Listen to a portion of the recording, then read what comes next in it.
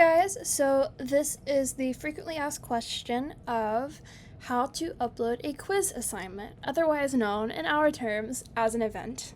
So, to figure this out, we're going to start in our Google Classroom home screen as usual, and we're going to click on the classroom. We're going to go to classwork, and like normal, we're going to click on this big blue create button, and this time we're going to click quiz assignment.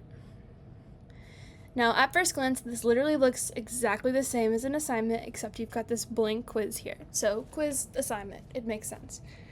However, for our purposes, there's a lot of editing that needs to go into making this into what we want it to be. So, the first thing we're going to do is we're going to look at the title and we're going to put in whatever our event's name is. So, I'm going to put example event. And now you're going to put in, obviously, the description of your event. So, things like, I'm going to add bullet points here, but you're going to want to put a description of event. You're going to want to put the date. You're going to put the time. And you're going to want to put the location.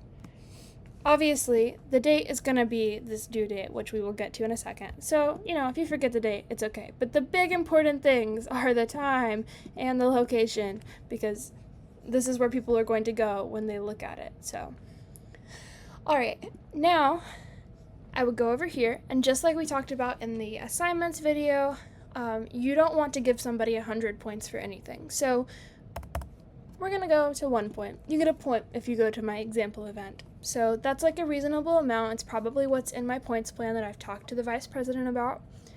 And now I'm going to click on the day, and I'm going to choose what day my event is. So I'm going to put in this date really far away. And then I can choose what time.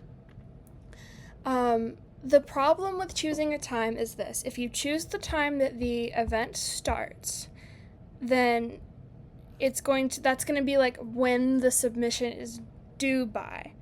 So I would not put the time that the event starts. I would just not put a time at all. And I would include the time here.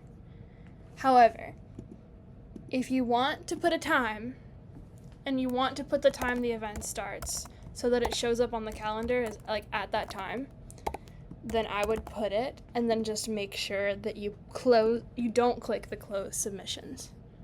So if you put a time here, do not close submissions, if that makes sense. That way people can actually show up on time to the event and submit it, and not show up as soon as the submissions close, and then there's no point in having this at all, if that makes any sense. If you need clarification, please use the eBoard submission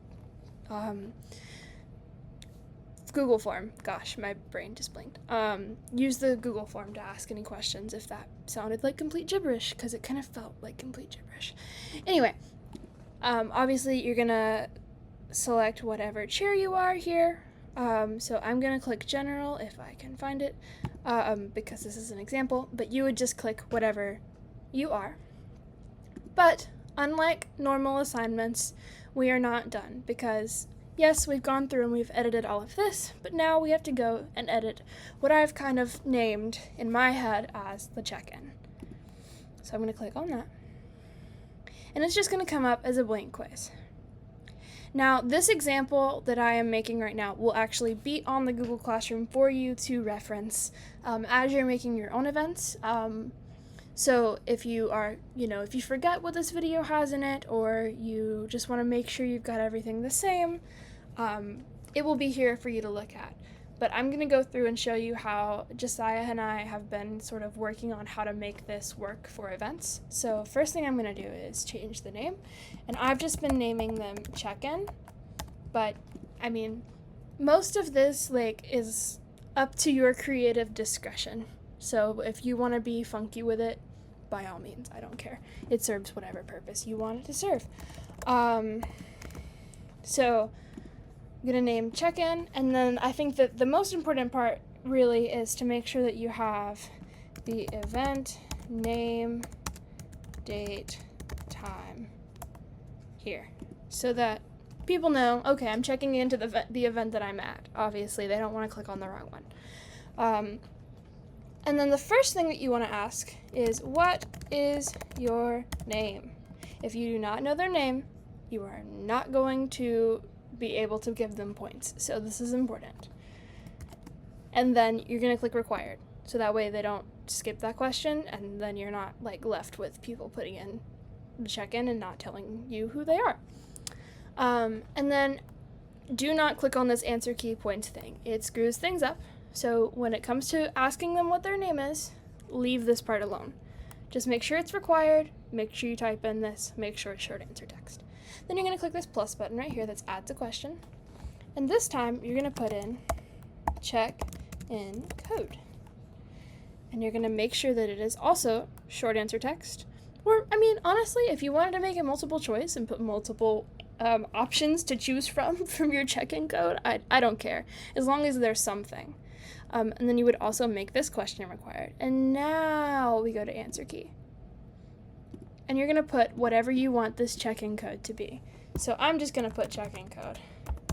But the reason that I like this option so much is that it gives us an opportunity to be silly goofy, because I could put your mom there. And then I could write on the board your mom, and that would be your code, your quote-unquote Omega-1 code for the night. But obviously I'm not going to be that silly right now. And then the major deal here is you're going to click this button and you're going to add 1 point. So you get 1 point for showing up to this event. I'm going to put 1 point there. And then a big thing would be to mark all other answers incorrect, so that way you can't just put gibberish and then like say you went to the event and it's, you know, you never got the code. So that is how you do that. You click done. It's going to show you the correct answer here. It obviously doesn't show who like the personal accounts that are checking into it. And then you're going to go out of this and go back to your Google Classroom. Now right now it still says blank quiz because these two tabs are not communicating yet, but they will once I assign the assignment. So now that this is done, obviously you can schedule or save the draft like we've talked about in other videos. I am just going to assign it. And now it's going to pop up here as an example event. I'm going to move it down because I like the way that looks better. And it comes up the same as an assignment as far as the little logos, but you will immediately see this form that says check-in, which is why I kind of would hope that most people would keep the name sort of in the check-in / like event realm, so that when we click on assignments, we go, oh, this is like a doc for me to fill out, versus, oh, this is an event for me to go to. So just to make sure that like there's a good like descriptional difference between those two kinds of things. So obviously, just the same as the assignment, we can look and see how many members are here, which right now it's just Josiah, and then we can see whether Josiah has gone to my event or not. And obviously Josiah has not gone to my event because it doesn't exist. But if they were to, they would use this check-in form, turn it in, and it would come up here, and then I would know to go in and look at those responses and put in those points. So there are other videos describing how to do all of those things, so if you are confused, please go back to the doc. I do go through and explain all of that, but this is how to create your event. Thank you for watching.